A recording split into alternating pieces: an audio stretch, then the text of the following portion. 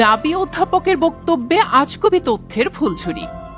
পার্বত্য চট্টগ্রাম অঞ্চলের জুমল্যান্ড এবং এর ভেতরের বিবাদমান পরিস্থিতি নিয়ে একটি সেমিনারে কাণ্ডজ্ঞানহীন এবং আজগুবি তথ্য নির্ভর বক্তব্য দিয়ে নেটিজেনদের তীব্র সমালোচনার মুখে পড়েছেন জাহাঙ্গীরনগর বিশ্ববিদ্যালয়ের প্রত্নতত্ত্ব বিভাগের অধ্যাপক জনাব মাসুদ ইমরান।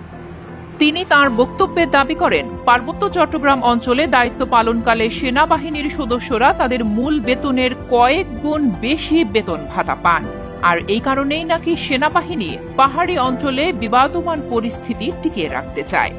এই ধরনের অসত্য, অজ্ঞতাপূর্ণ এবং দায়িত্ব জ্ঞানহীন বক্তব্য একজন অধ্যাপকের মুখে শুনে বিস্ময় প্রকাশ করেছেন অনেকেই। পার্বত্য চট্টগ্রাম অঞ্চলের মতো একটি দুর্গম অঞ্চলে জীবনের ঝুঁকি নিয়ে সেনাবাহিনীর সদস্যরা দায়িত্ব পালন করেন।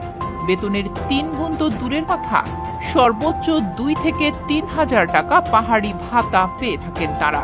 সঠিক তথ্য না জেনে একটি গুরুত্বপূর্ণ প্রতিষ্ঠান সম্পর্কে এই ধরনের মন্তব্য একজন অধ্যাপকের অজ্ঞতার প্রমাণ নয় কি? তিনি আরও কিছু হাস্যকর এবং অনুমান নির্ভর তথ্য সামনে নিয়ে আসেন।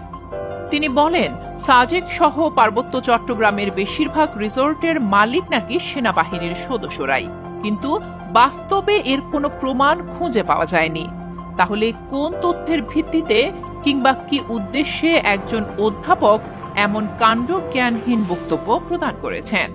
তার অসত্য এবং বিভ্রান্তিকর বক্তব্য পার্বত্য অঞ্চলে যদি বিশৃঙ্খল পরিস্থিতি উস্কে দেয়, এর দায়ভার কি তিনি নেবেন, নাকি বিশেষ কোনো গোষ্ঠীর এজেন্ডা বাস্তবায়নে ইচ্ছে করেই তিনি ভুয়া তথ্য ছড়াচ্ছেন? যদি তাই না হয়, তবে একজন অধ্যাপকের এমন জ্ঞানের ঘাটতির উন্মোচন বিশ্ববিদ্যালয়টির জন্য চরম করুণ সংবাদ নয় কি?